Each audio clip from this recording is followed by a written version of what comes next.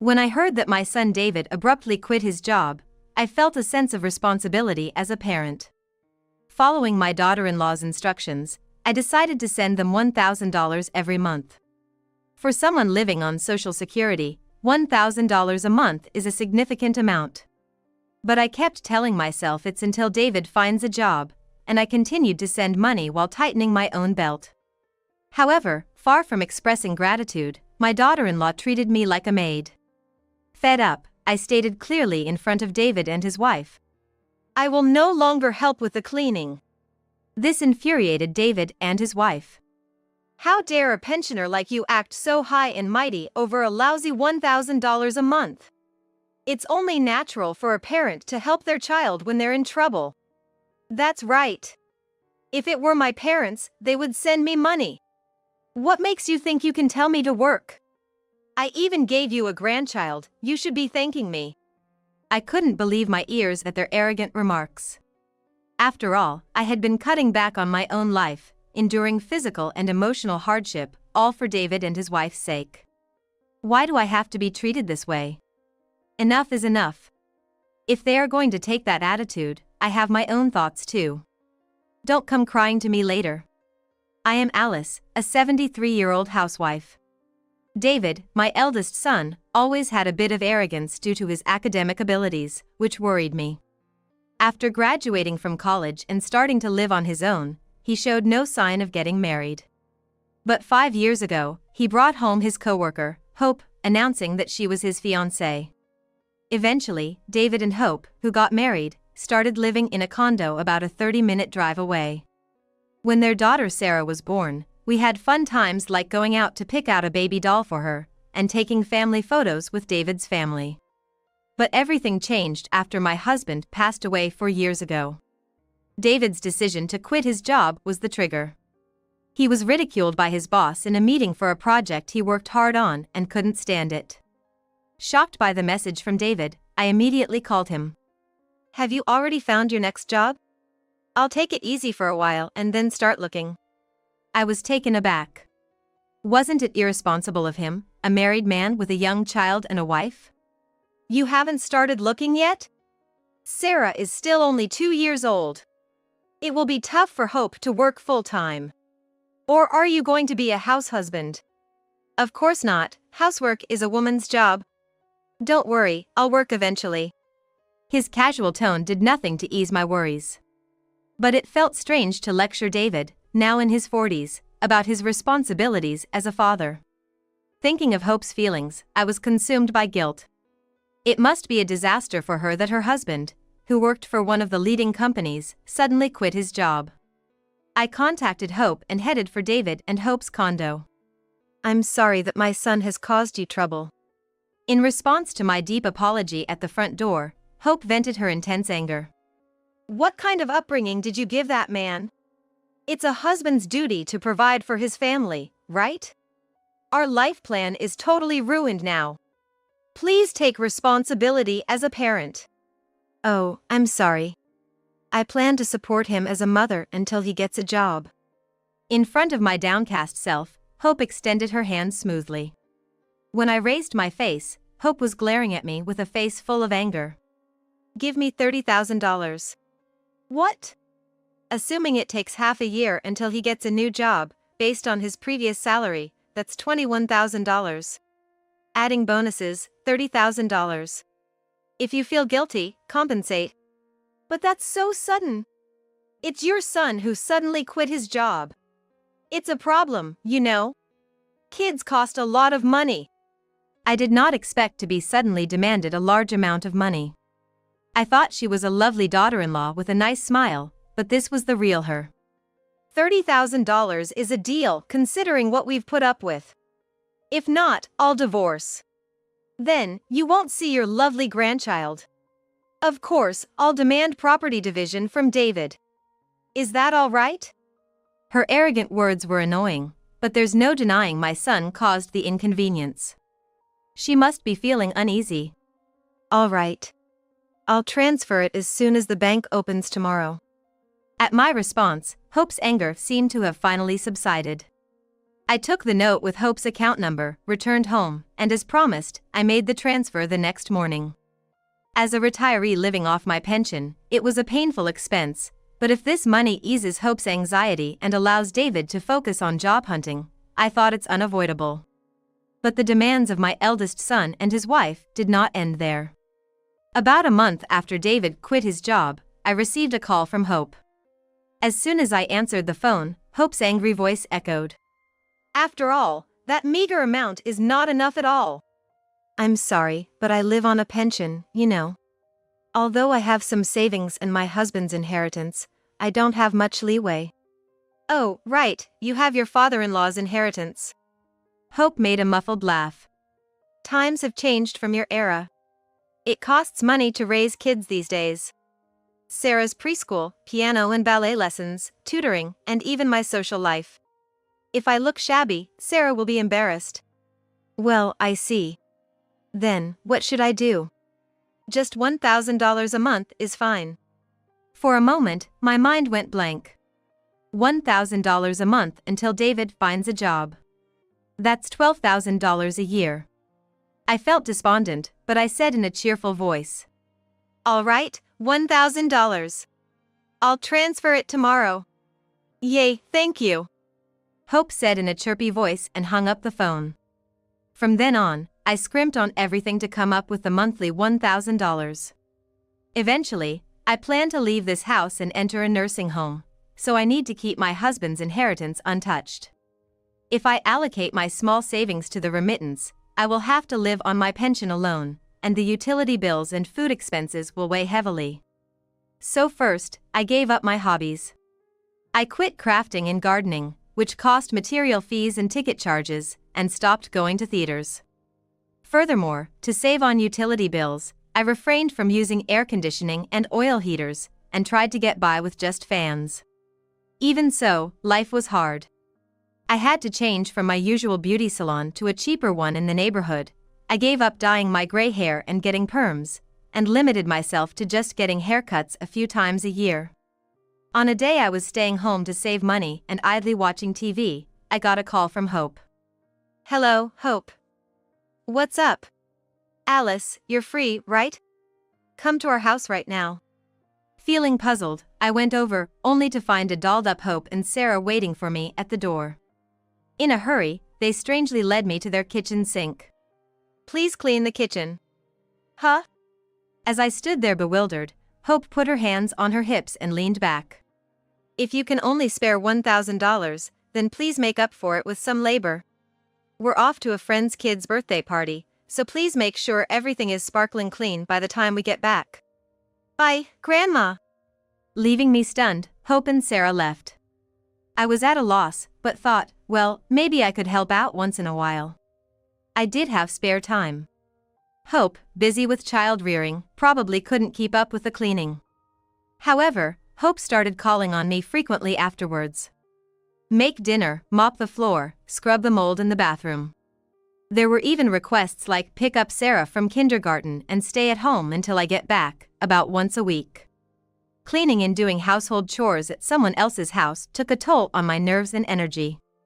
Literally whipping my old body into shape, I gritted my teeth and agreed quietly, thinking, it's an apology for the trouble David has caused. During this time, an old friend from my student days, Emma, invited me to lunch. Seeing me after a long time, Emma seemed taken aback. No wonder, half a year ago when we met, I had a short, chestnut-colored hair, but now I had black hair mixed with gray, tied back, no makeup, and a plain outfit. I looked suddenly old. "What happened, Alice? You were always so stylish." When I told her the circumstances, Emma frowned. "David is a grown-up, Alice. It's strange that you feel responsible. You should firmly decline requests from your daughter-in-law." "Can I refuse?" "Yes, you can. Your daughter-in-law is being too brazen." After talking and receiving advice about David and Hope, I parted ways with Emma and headed home feeling brighter than I had in a long time. A few days later, I went to David and Hope's apartment to do the cleaning that Hope had asked for.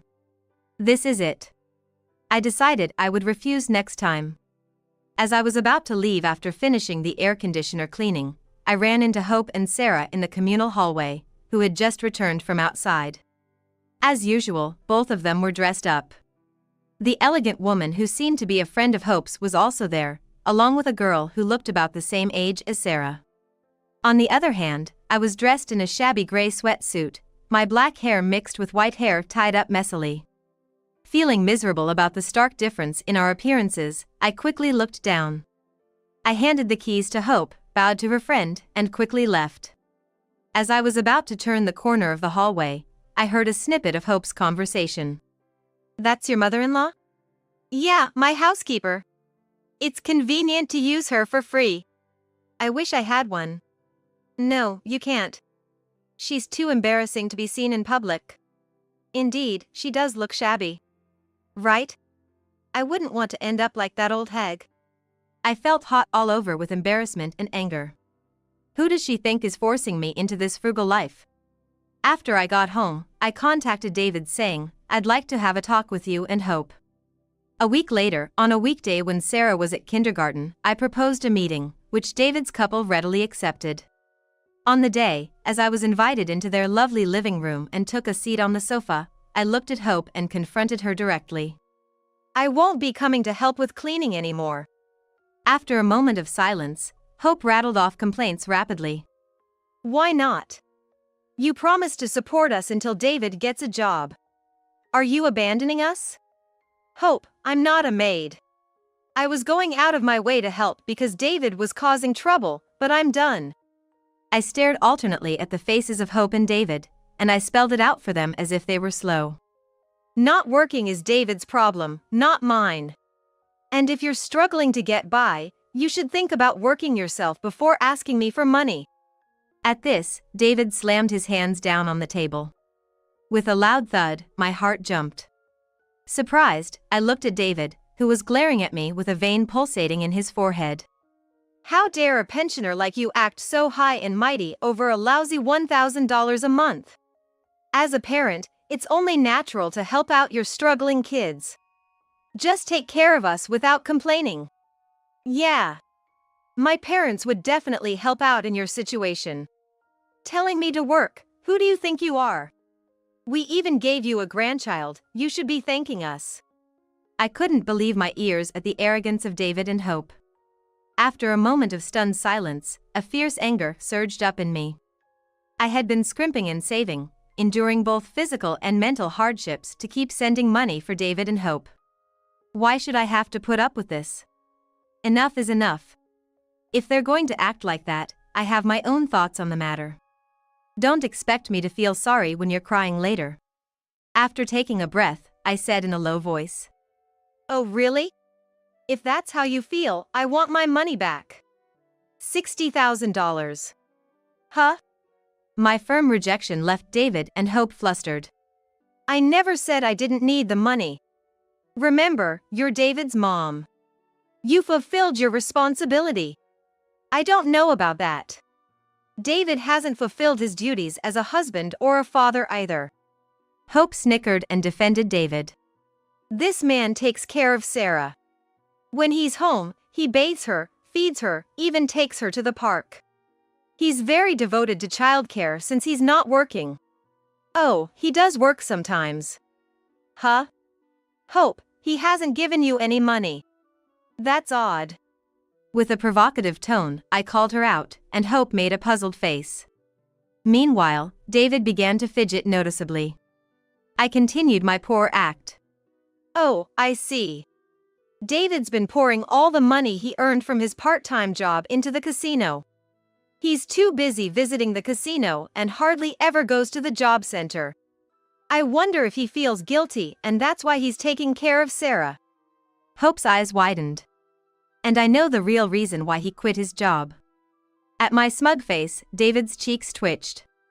"He told you that he resigned because his project was ridiculed by his boss, but the truth is, he got drunk and hit on the boss's daughter, which enraged him.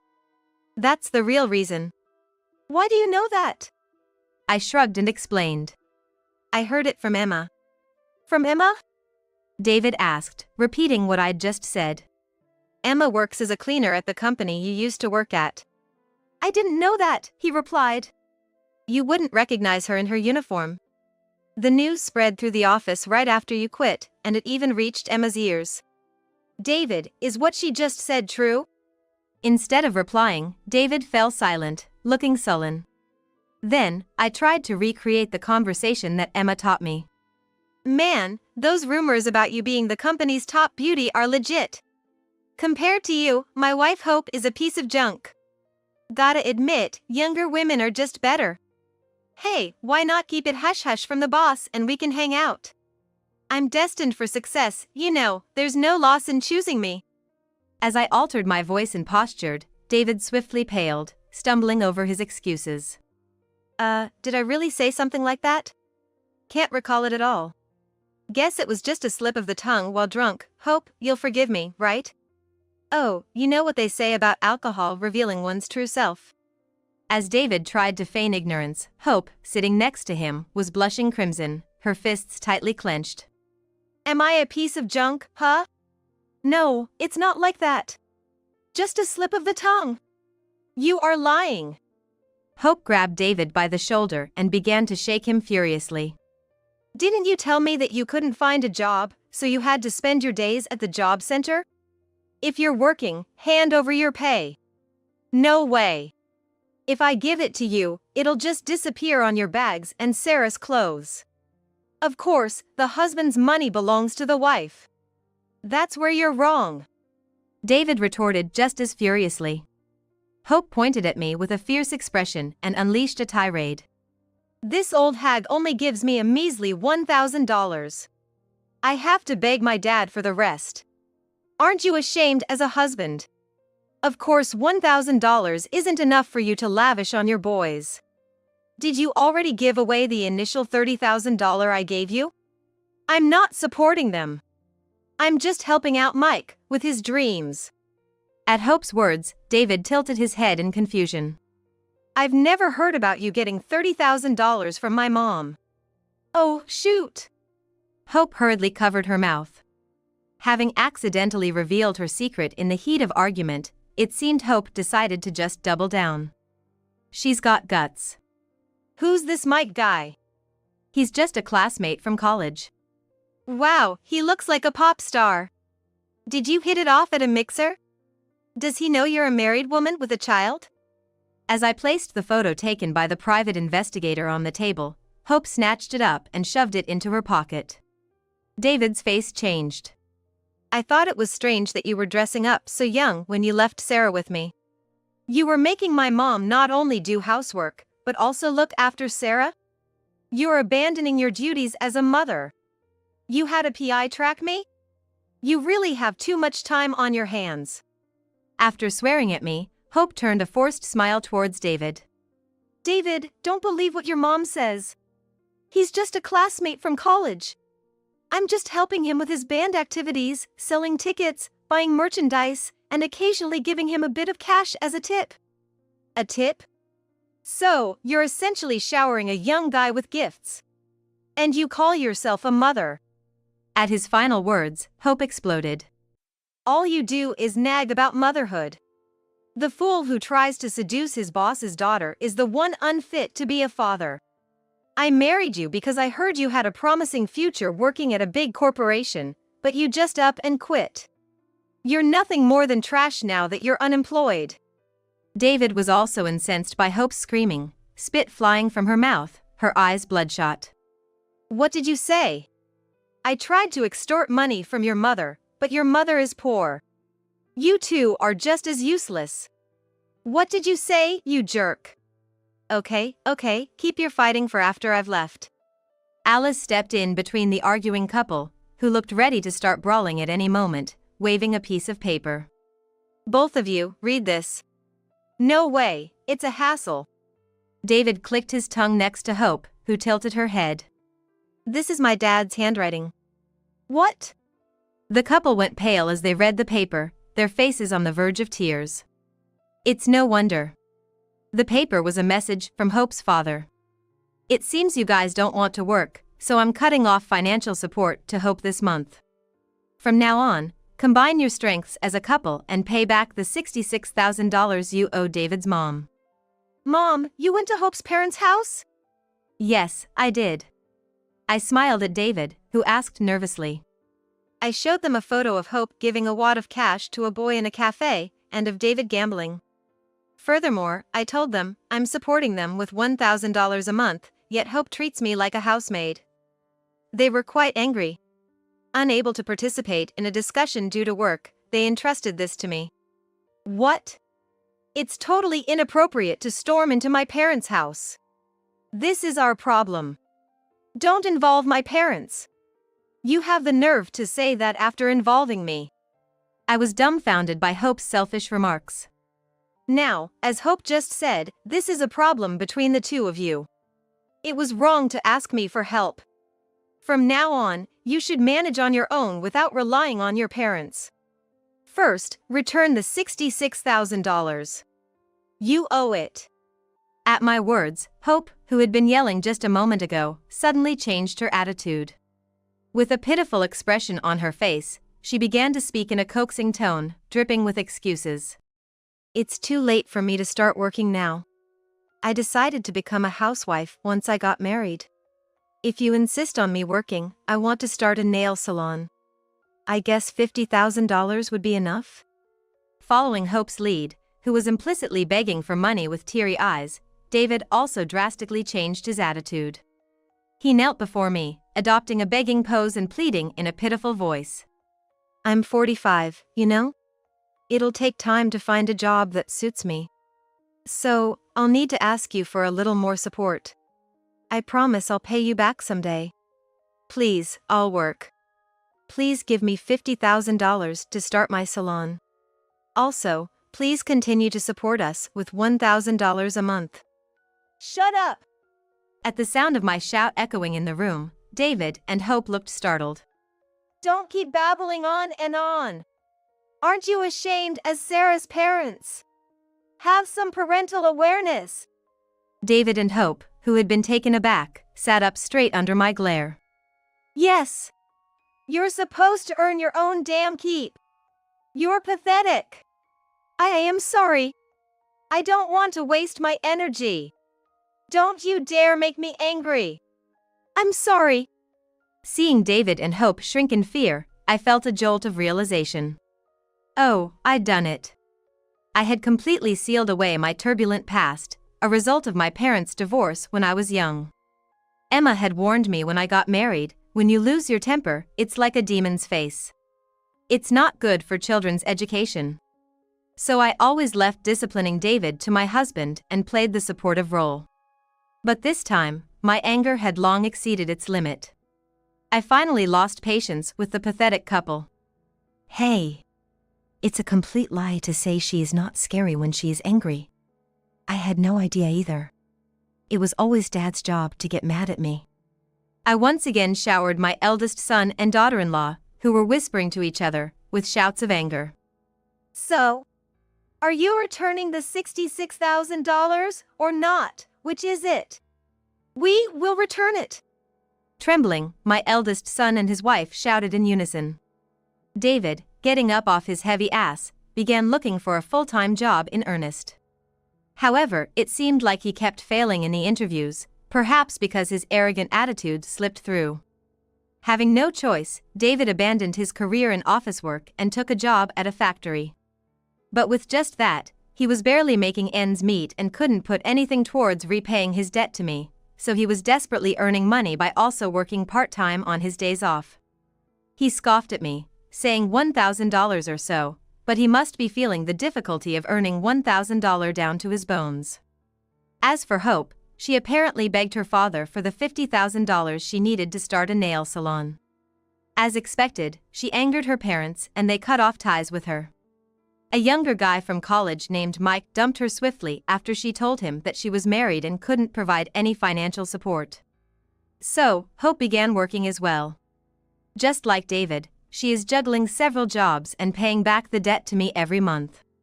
The eldest son and his wife, full of mutual distrust, can't stop fighting and divorce has been discussed, but if they divorced, paying back the debt would become even more difficult, so they reluctantly live together. Unable to bear seeing the constantly squabbling couple, Hope's parents have taken Sarah to their home. I was able to start using the $1,000 per month that I had been giving to the eldest son and his wife for myself, and by securing repayments from the two of them every month, I regained a comfortable lifestyle. I made an appointment at the hair salon I used to frequent for the first time in several years, had them tidy up my hair, and dyed it ash color. I refreshed my mood, bought new makeup and clothes, replaced my old interior goods, and did all the things I had been refraining from doing for the past few years, letting out my pent-up desires. I blocked the contact details of the eldest son and his wife because they were annoying.